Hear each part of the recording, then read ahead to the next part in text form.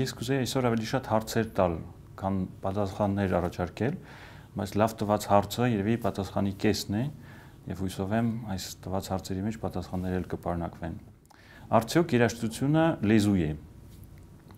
Որոշների համար այս հարցը նույնիսկ չի ծագում, իհարկե լեզու է, որովհետեւ նույնիսկ այսպիսի գիրք կար Օլիվիե Մեսսիան կոմպոզիտորի կողմից իմ երաժշտական լեզվի տեխնիկաները եւ խոսում ենք այս կոմպոզիտորի լեզվի մասին, այն կոմպոզիտորի այսպիսի լեզվով է այս դարաշրջանում խոսվել երաժշտակպես եւ այլն։ Սակայն եթե երաժշտությունը լեզու է, լեզվի պարագաներից անհրաժեշտներից մեկն է, որ լեզուն կարող է թարգմանվել եւ երկրորդ հարցը որ ծագում է, եթե երաժշտությունը լեզու է, ուրեմն նա կարող է թարգմանվել։ Արդյոք կարելի է թարգմանել երաժշտությունը։ Ռիխարդ Շտրաուսը, որը շատ վիրտուոզ երաժիշտ էր, վստահ է եւ վստահեցնում է մի գրվածի մեջ, որ նա կարող է նկարագրել երաժշտապես առանց ոչ մի խոսքի հետեւյալ դրվագը։ Մարդը գալիս է ռեստորան, նստում է սեղանին եւ տեսնում է, որ դանակն ու պատարագաղը սխալ են դրված եւ նրանց տեղափոխում է ճիշտ կերպով եւ նա ասում է ես կարող եմ սա երաժշտապես նկարագրել։ Եվ հարցը հետևյալն է, արդյոք մենք կարող ենք դա ընկալել այնպես, ինչպես Ռիխարդ Շտրաուսը հանձն է առել, ինչպես նա նկարագրել է։ Կան իհարկե ծրագրային երաժշտություններ, որոնք, այսինքն մի տիտղոս են պարունակում, օրինակ Դեբյուսի La Mer, ծով ստեղծագործությունը, եւ ենթատեքստում այսպես մասեր կան, որոնք կոչվում են ալիքների խաղ եւ այլն, եւ Դեբյուսին ասում է, որ նա ոգեշնչվում է բնական այս պատկերներից, շարժումներից եւ այլն, բայց արդյոք Դեբյուսին թարգմանում է ինքը իր հերթին բնական ինչ-որ պարագաներ դեպի երաժշտության եւ նույն հարցը ինչ-որ Ռիխարդ Շտրաուսի վերաբերյալ, արդյոք եթե մենք չիմանայինք, որ դա կոչվում է ծով, ալիքների խաղ եւ այլն, կարողանայինք ասել, որ այս երաժշտությունը սրա մասին է։ Եվ եթե հարցը մյուս կողմից նայենք, ինչ կնշանակի թարգմանել Պոլ Ռիկեր, ֆրանսիական փիլիսոփան, որ այս հարցի վրա շատ է աշխատել, դե իհարկե խոստովանում է, որ ընդհանրապես նույնիսկ լեզուից լեզու թարգմանելը բարդ հարց է, բայց թարգմանիչը պետք է փորձի գտնել ինքնությունը առանց համազորության, այսինքն նույն բանն է ասվում ուրիշ կերպով։ Եվ նորից այս հարցը արդյոք երաժշտության մեջ, օրինակ Մոցարտի սոնատան կամ ջազային ինչ-որ իմպրովիզացիա կամ ինդոնեզիական գամելանը կարող ենք ասել ուրիշ լեզվով, ինչ լեզվով այս դեպքում եւ հասկանալ, որ բնագիրը այսպիսին է։ Այսպիսի հարցերը հետաքրքիր են տալ ինձ թվում է, որտեվ ոմանք ասում են ես այս երաժշտությունը չեմ հասկանում կամ հասկանում եմ կամ այս լեզուն ինձ մոտիկ չի, հետաքրքիր է հասկանալ ինչ նկատի ունենք, երբ որ այսպիսի բաներ ենք ասում։ Հիմա եթե հարցը դիտարկենք լեզվի տեսակետից, հետ գանք լեզվին, իսկական խոսակցական լեզվին, եւ նույն այս թարգմանության խնդիրներն են, եթե առաջանում, մենք կարող ենք տեսնել, որ ինչքանով լեզուն դառնում է երաժշտական, այսինքն ինչքանով նա գնում է դեպի պոեզիա, այդքան ավելի դժվար է թարգմանվում։ Պոեզիա թարգմանել, ինչպես բոլորս գիտենք, լավագույն դեպքում մեծ պոետը ուրիշ պոետից ներշնչվելով, ինչքան հնարավոր է հավատարիմ մնալով բնագրին, բայց ստեղծում է, վերստեղծում է ինչ-որ նոր գործ։ Ֆրանսերենում, օրինակ Բոդլերը Էդգար Պոն թարգմանել է ֆրանսերեն եւ Էդգար Պոն մի պահ դարել էր ավելի հայտնի ֆրանսերենում, քան անգլերենում։ Եվ մի քանի օրինակ այսպես բերեմ միգուցե պոեզիայից, որտեղ այս եզրը, որտեղ է երաժշտությունը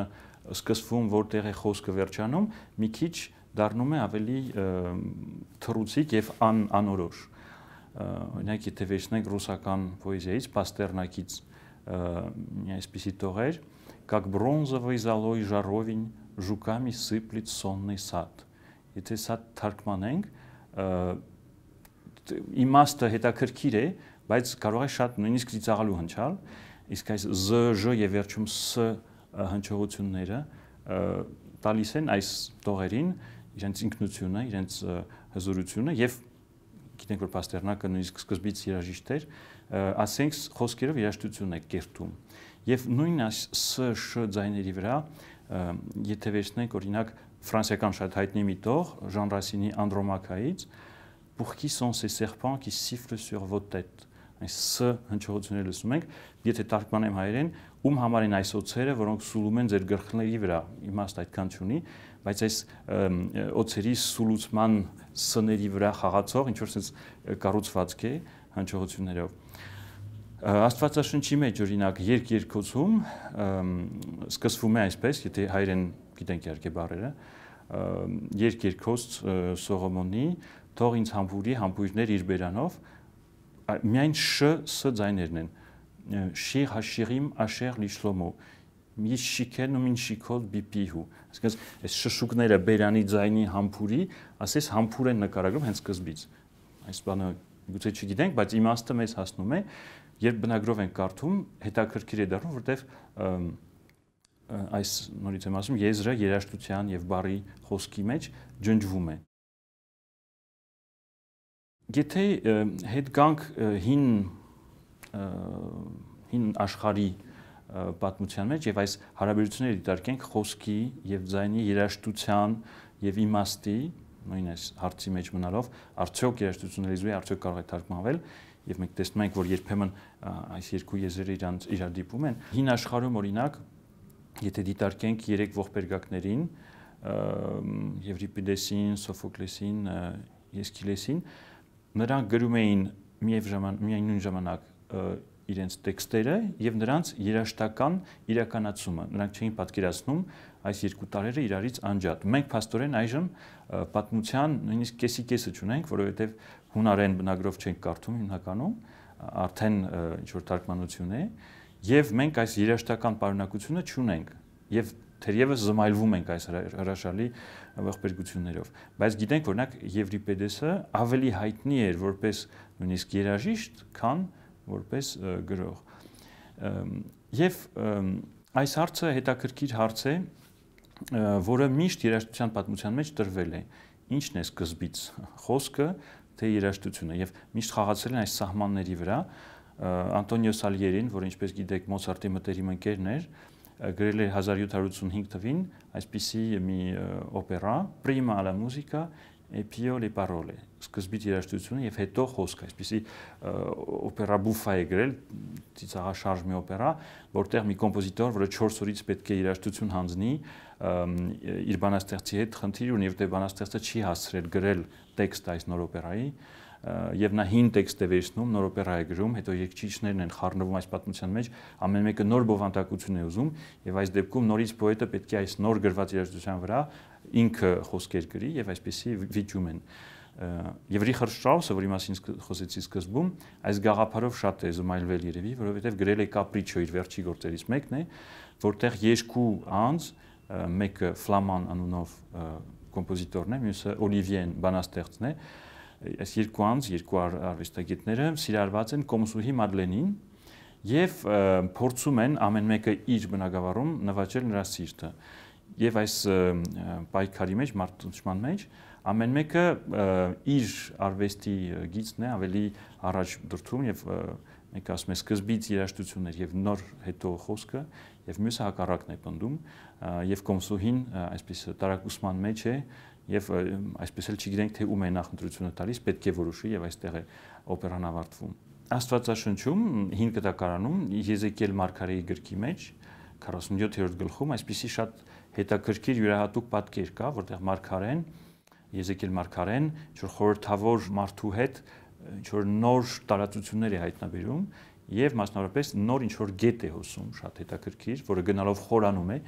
եւ այս խորհրդավոր ուղեկցողը մարգարեին տարբեր տեղերից այս գետը անցներ է տալիս եւ անընդհատ չափում է եւ նա տեսնում է, որ սկզբից ջուրը մինչեւ կոճն էր, հետո մինչեւ ծնկերը եւ հետո մինչեւ գոտին եւ եբրայերեն տեքստում ջուրը մինչև կոճը ասվում է մե ավսայիմ, մե մայիմ ավսայիմ, մե կնշի ջուր, ավսայիմ, ջուր մինչև կոճ։ Հիմա հունարեն կոճ բառը դա աստրագալոս բառն է եւ ջուր մինչև կոճ կլներ հուդոր աստրագալոն։ Բայց հունարեն թարգմանիչները, այսինքն հունարենով թարգմանողները, ընտրել են մի ուրիշ բառ հունարենում, որ լրիվ ուրիշ բան է նշանակում, բայց հնչողությամբ շատ նման է եբրայերեն բառին։ Վերցրել են աֆեսիս բառը, Ավսայիմ եբրայերեն էր, Աֆեսեոս դառնում է հունարեն։ Ուրեմն մե ավսայիմ եբրայերենով ջուր միջև կոչ եւ հյուդոր Աֆեսեոս հունարեն, որը կնշանակի ներողության ջուր։ Աֆեսիս դա ներողությունն է։ Իմաստով ընդհանրապես չի բռնում, բայց հնչառությամբ լրիվ բռնում է։ Եվ եկեղեցու հայրերը, երբ որ այս տեքստը կարդացել են հունարեն, տեսել են այստեղ ազդանիշ դեպի մկրտումը, ներողության ջուրը նաև որ ներում է մեր մեղքերը եւ դա մկրտումն է։ Այնինչ բնագրում եբրայերեն դա ուղղակի կոչերի ջուրն էր եւ այստեղ հարց է առաջանում, այս հարցով եմ ուզում համարակվել, արդյոք սխալ է այստեղ բարունակվել, որովհետեւ ոչ թե իմաստն են թարգմանել, այլ հնչողությունն են պահպանել, թե միգուցե հնչողությունը նույն նշանակություն եւ ուժ ունի, ամենայնպես ին աշխարհում, ինչ որ եւ իմաստը եւ զուտ ձայնի մեջ ելի իմաստ կա, եւ կանենք մեր նույն հարցին ենք հանգում, արդյոք երաժշտությունը լեզու է։